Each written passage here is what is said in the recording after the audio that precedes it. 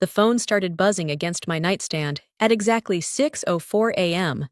Not a gentle buzz, not a normal person text message buzz. It was that sharp, angry vibration that only comes from a call nobody makes unless something has already gone wrong. I opened one eye and looked at the screen. Elliot Grant, VP of Growth. I almost laughed. Elliot was 27, wore designer sneakers to board meetings, and thought leadership meant repeating whatever business phrase was trending on LinkedIn that week. Unfortunately, he was also the son of Conrad Grant, the CEO of Harbor West Capital, which meant everyone had to pretend his opinions were strategy. I answered, "Tara," he said, without hello, without good morning, without even the basic decency of pretending this was difficult for him. "We need to make a change." I sat up slowly, outside my apartment window. Boston was still dark. The city hadn't woken up yet. But apparently, arrogance kept banker's hours. "What kind of change?" I asked. He sighed, like I was already exhausting him. "You're difficult to manage," he said. "You push back too much. You don't align with the new direction. My dad and I talked, and we think Harbor West needs a fresher, more flexible approach. So, effective immediately. We're letting you go, for a few seconds." I said nothing, not because I was shocked, because I wanted to enjoy the silence before the consequences began. If you're curious how firing me turned into an $80 million disaster for Harbor West, hit the like button. I'm also curious where you're hearing this from and what time it is there before I tell you the truth. You need to know more about me. 10 years, that's how long I've been at Harbor West. 10 years of missed birthdays, canceled vacations, emergency client calls, and saving accounts that men like Elliot nearly destroyed with one careless email. I knew every investor's fear, every client's pressure point, every quiet promise that kept millions from walking out the door. I wasn't just an employee. I was the reason half those people still answered Harbor West's calls, so I simply said, "Understood." Elliot paused. He had expected tears. He had expected pleading. Instead, he got the sound of a woman realizing she had just been handed the match, like our other stories. This is fictional and AI-assisted, made to be more meaningful. But the most important part is not the revenge. It is the lesson hidden inside. Are you still sitting up straight? Good. Then keep listening. I ended the call and placed the phone on the nightstand, as if it were something dirty, for a moment. I just sat there in the dark, listening to the hum of the refrigerator and the distant sound of early traffic beginning to crawl through Boston. Elliot had fired me at 6:07 a.m. That was his first mistake. His second mistake was assuming the company moved as fast as his mouth. Harbor West's IT department did not start until 8. Account removals usually happened after the morning security sweep. That meant I still had access for a little while. Not because I had stolen anything, but because Elliot was too careless to understand the machine he was pretending to control. I walked into my home office and opened my laptop. The screen glowed blue across the walls. My Harbor West login still worked. Of course it did. I went straight into the client relationship system. Not the contracts, not the financial models, not the folders with dramatic names like Strategic Growth Pipeline. Those were for people who believed a company lived inside spreadsheets. The real company lived in the notes. I opened the records slowly, carefully, one by one. Which investor hated being called before 9? Which family office preferred handwritten summaries? Which retired founder wanted every report in larger font because he would never admit his eyesight was failing? Which CFO panicked during market dips but calmed down? If you mentioned cash reserves first, I did not download a single file. I did not forward a single email. I did not delete anything. That was what amateurs did when they wanted revenge and prison time in the same week. I simply read and remembered, because for 10 years, I had been the person who remembered everything Harbor West forgot. Birthdays, fears, grudges, promises, preferred restaurants, dead spouses, sick children, private doubts. Elliot thought client value was stored in a database. He had no idea the database had only ever been a shadow. The real archive was sitting in my chair, barefoot, calm, and wide awake. There was one more thing waiting in the system, sitting there like a loaded glass on the edge of a table. The quarterly investor review. Elliot had been talking about it for weeks. His big debut, his moment to stand in front of the board, flash that expensive smile, and prove he was not just Conrad Grant's son with a title stapled to his ego. He was supposed to lead the call, present the new growth plan, and show everyone that Harbor West could survive without old methods. Old methods meant me. I opened the calendar. The meeting was scheduled for the following Tuesday at 10 in the morning. Every important name was there. Victor Hale from Northbridge Trust, Elaine Moreno from Kingsley Manufacturing, Arthur Bell from the Bellstone Group, 3 board members, 2 major fund representatives, people Elliot had met maybe twice and understood exactly never. I stared at the screen for a long second. Then I made the smallest change. I did not delete the meeting. I did not erase the agenda. I did not touch the documents. I simply removed a few key attendees from the invitation list and silenced the automatic update that would normally alert the organizer. To Elliot, the meeting would still exist. To the people who mattered, it would quietly disappear from their calendars. A harmless glitch. If anyone asked, a mirror. If they were honest. Because that was the truth about Elliot's leadership. It only looked complete because people like me kept filling in the missing pieces before anyone noticed the holes. When he walked into that call, he would see his own reflection polished, confident, and completely alone. I closed the calendar and leaned back in my chair. No alarms went off. No dramatic warning flashed across the screen. The room stayed silent. That was the beauty of it. Some collapses do not begin with explosions. Sometimes, they begin with an empty chair. By 7:18 a.m., I was outside with my golden retriever, Maple, watching her inspect a frozen patch of sidewalk with more seriousness than Elliot had ever brought to a financial forecast. The city was waking up around us. Delivery vans coughed at the curb. Office workers hurried toward the train station with coffee in one hand and resignation in their eyes. For the first time in 10 years, I was not one of them. I was free. My thumb hovered over a contact I had ignored for 3 years. Julian Cross, Managing Director, Blackstone River Capital, Harbor West's most hated competitor. Julian had tried to recruit me 4 times. The last time, I told him I was loyal to Harbor West. Loyal. It almost made me laugh now. Loyalty was what companies demanded right before they proved they did not deserve it. I pressed call. He answered on the second ring. Tara Dean, he said, voice sharp and awake. Either I'm dreaming, or Harbor West finally did something stupid. They fired me this morning. Silence. Not shocked silence.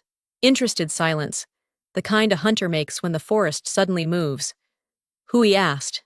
Elliot Grant. Julian exhaled a laugh. Of course it was Elliot. What was the reason difficult to manage? That's what weak executives call people who understand the business better than they do. I looked down as Maple tugged at the leash. I'm not calling for sympathy. Julian, I know, he said. You're calling because you know I've wanted the Harbor West accounts for years, and you're the only person those accounts actually trust. I'm currently available. How available? Legally available. Their non-compete paperwork was never properly updated after the 2020 restructuring. Another pause. Then Julian said, Name your terms. Senior Vice President. 25% raise. Full control over any client transition connected to Bellstone, Kingsley, or Northbridge. No babysitting. No committee approvals. Done. That was fast. I've been waiting years to say yes to you. My inbox pinged before I even got back upstairs. Offer letter, signed by 7:46 a.m. Unemployed for less than 2 hours. Promoted by breakfast. At 8:57 a.m. Harbor West finally remembered I existed. My company phone lit up with a cold little message.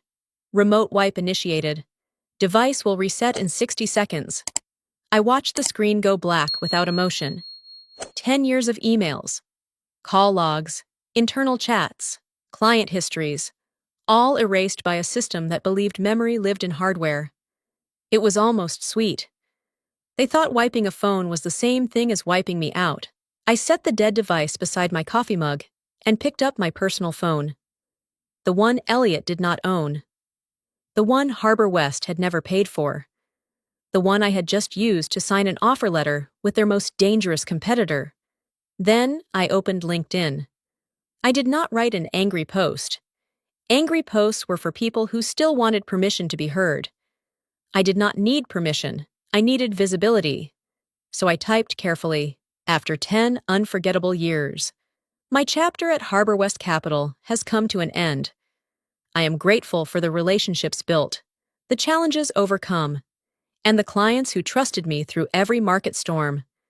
Sometimes growth means stepping into a place that recognizes the value you bring.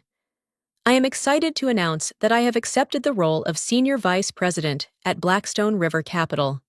Effective immediately. To my clients and partners. You know where to find me. I read it once. Then I hit post. The first like came in under 30 seconds. Then 5. Then 20. By 9:30, the comment section looked like someone had opened a window in a burning building. Massive win for Blackstone River. Harbor West will feel this one. Can't wait to see what you build next. Tara. But the real movement was private.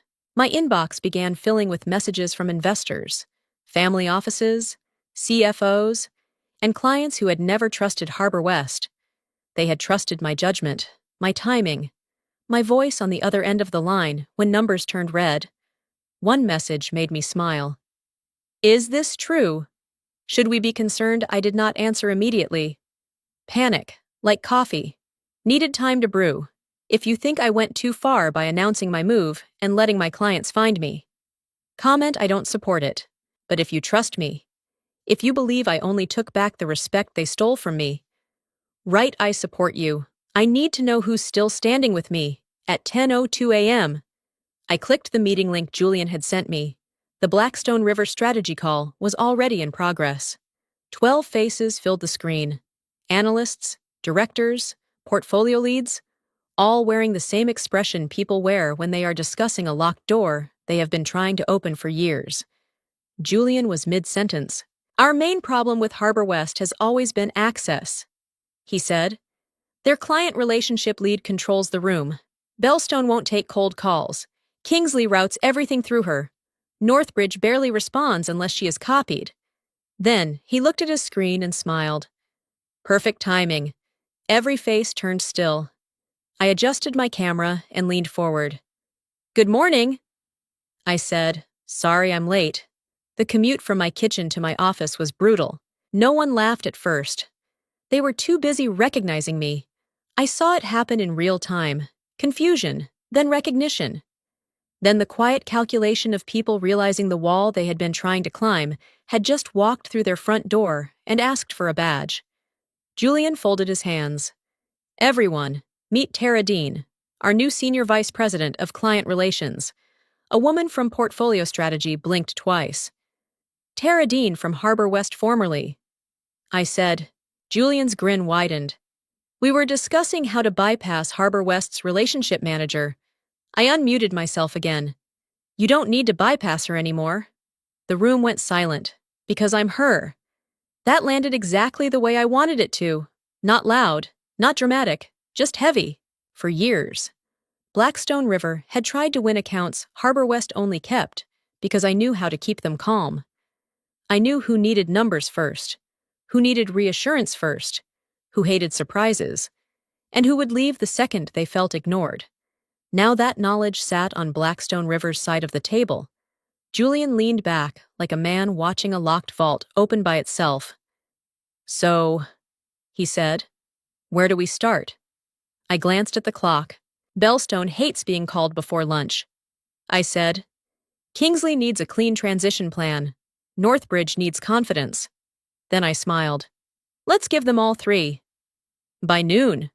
Harbor West stopped pretending this was a personnel issue and started treating me like a natural disaster. My personal phone rang while I was reviewing transition notes with Blackstone River's onboarding team. The number was familiar. A Boston office line I knew too well. Harbor West Legal, I answered on speaker. Mostly because Julian was sitting across the table and deserved the entertainment. Tara Dean, I said. A dry male voice came through. This is Martin Kell, General Counsel for Harbor West Capital. Martin, I said, still using that conference room with the broken thermostat. This is not a social call. They never are when legal gets nervous. He cleared his throat. We have reason to believe you are violating your employment agreement by joining a direct competitor and soliciting Harbor West clients. I'm not soliciting anyone, I said calmly. People are contacting me. There's a difference. You are bound by an 18-month non-compete clause. I looked at Julian. He raised one eyebrow. Are you sure about that? Martin, a pause. It is standard company policy. Standard policy is not the same as a signed agreement. Check the 2020 restructuring files. The updated documents were sent out after the merger. Remember, half the staff never signed because HR was busy losing audit folders and pretending it was a software issue. Silence. Beautiful, expensive silence, Martin finally said. We will pursue every available remedy. You can pursue whatever you like, I replied. But before you start billing hours, make sure you actually have my signature. After the call ended, Julian forwarded everything to Blackstone River's legal chief, Vivian Shaw. 10 minutes later, she joined the room with a smile sharp enough to cut glass. They have nothing, Vivian said. Old template, missing signature, weak enforcement language. They're bluffing. I exhaled for the first time all morning. Harbor West had tried to lock the cage after throwing me out of it. Unfortunately for them, they had forgotten to build the cage. The first real crack appeared at 1:36 p.m. An email hit my new Blackstone River inbox from Elaine Moreno at Kingsley Manufacturing. Elaine never wasted words. She once ended a 3-hour negotiation with the sentence, "That number insults both of us," then walked out before anyone could respond. Subject effective immediately. Tara, we heard what happened. Kingsley is freezing all pending activity with Harbor West until further review. Official reason, operational uncertainty. Unofficial reason, Elliot Grant left me a voicemail calling me sweetheart while explaining risk exposure he clearly did not understand. Send transfer protocol when ready. I stared at the message for 1 second, then forwarded it to Julian. He replied with 2 words. There it is. Within the next hour, 2 more investors paused capital deployment. Northbridge Trust, the Whitcomb family office. Nearly $40 million in flexible capital stopped moving through Harbor West's pipeline. Money does not like noise, and Harbor West had become very loud. At 2:18 p.m., my phone rang again. Conrad Grant. This time, I answered. Tara, he said, his voice tight. What exactly are you doing working? Conrad, you're damaging my company. No, I said. Elliot damaged your company. I just stopped repairing it for free. He says you took client information. Elliot says many things. He also once told a pension fund manager that inflation was mostly psychological. Conrad went quiet. I continued. I did not take a list. I did not download a file. The clients are calling because they trust me. His breathing changed. The anger softened into something worse. Fear. Come back, he said. Consulting basis. Double your rate. Just stabilize the accounts while we sort this out. For a moment, I remembered all the years I had protected that company from its own leadership. Then, I looked at the Blackstone River offer letter on my desk. No, I said. You had 10 years to value me. Tara, be reasonable. I am being reasonable. Conrad, that's why I'm not coming back. At 12:30 the next day, I was already seated at table 6 inside the Beacon Room, a quiet old Boston restaurant where the waiters remembered your drink and the walls had heard more mergers than most law firms. Arthur Bell arrived exactly on time. He was 73, silver-haired, sharp-eyed, and worth more than some small countries. Bellstone Group had been with Harbor West since before Elliot knew how to spell portfolio. To Conrad, Arthur was a legacy account. To me, he was the man who hated surprises, loved rare steak, and trusted only people who returned calls before the second ring. He lowered himself into the chair across from me. "Tara," he said, "you look like someone finally stopped carrying a piano on her back. I suppose I got promoted out from under it." He smiled. We ordered without looking at the menu. I knew his drink. I knew his steak. I knew he preferred business only after the first bite. When the plates arrived, Arthur cut into his steak and said, "Conrad called me 3 times yesterday." I'm sure he did. He sounded like a man who had misplaced the floor beneath his feet. Arthur looked at me. "I never trusted Harbor West. Tara." "I trusted you." My chest tightened, but I kept my face still. "Arthur, I'm at Blackstone River now. I know. That is why my lawyers are sending the transfer documents there by close of business." I set my fork down. "How much all of it?" 80 million, for a moment. The room went quiet around me. Then Arthur leaned closer. "And I'm not alone. Northbridge is watching. Whitcomb is watching. Kingsley is already halfway out the door. Once Bellstone moves, the herd will follow." He raised his glass. "To difficult women." I clinked mine against it. To men who finally recognize them. The Harbor West quarterly investor call began the next morning at 9 o'clock sharp. I listened from Julian's office at Blackstone River. Coffee in hand. My name nowhere on the attendee list. Conrad came on the line, sounding like he had aged a decade overnight. "We are transitioning into a more agile client model," he began. Voice thin. "Some short-term movement is expected." Then the questions started. "This is Victor Hale from Northbridge," a voice said. "Can you explain why Bellstone has an $80 million transfer pending and Kingsley has frozen activity papers shuffled?" Conrad cleared his throat. "We believe former personnel may have caused confusion during the transition." "Former personnel," another investor cut in. "You mean Tara Dean, the only person at Harbor West who ever knew what she was doing?" Julian looked at me and smiled. Conrad tried again. "We are investigating possible misuse of client information." That was when Arthur Bell's voice entered the call. Calm and brutal. "She didn't need your client information. Conrad, she was the reason we stayed. You fired the relationship and kept the logo." Silence. Then everyone started talking at once. Questions about leadership. Demands for Elliot's resignation. Concerns about liquidity, trust, and governance. I ended the call before it was over. I had heard enough. Harbor West had not collapsed because I left. It collapsed because, for 10 years, they never understood why anyone stayed. That was my story. But what about you? Have you ever been pushed out, underestimated, or called difficult just because you were the one holding everything together? Share your story with me. I truly want to hear it. Sometimes, the strongest message in a story is this: never let people who benefit from your strength convince you that your strength is a problem. I learned 3 lessons from what happened to me. First, your value is not always written in your job title. Sometimes, it lives in your experience, your relationships, and the trust you have built over years. Second, loyalty without respect is just a trap. If a company only appreciates you after losing you, then it never truly saw you. Third, never act from panic.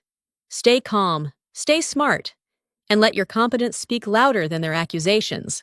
And you, did you take away any lesson of your own from this story? Share it in the comments, because your experience might become the value someone else needs today, if this story reminded you of your worth. Subscribe, like, and share it with someone who needs that reminder too. Be the person who passes value forward. Welcome to Boardroom Revenge Stories, a channel focused on workplace conflict, corporate betrayal, power struggles, and quiet justice. Our stories follow a structured workflow to deliver a consistent, immersive experience. We start by analyzing real discussions on Reddit, Facebook, Quora, and blogs. Next, We craft original scripts using AI tools like ChatGPT. We then use 11 Labs to transform text into high-quality voice and edit everything in CapCut for a smooth, cinematic finish. Thumbnails are designed with Canva, and every video is carefully reviewed before release. These stories go beyond entertainment, revealing how power truly works and how justice quietly unfolds.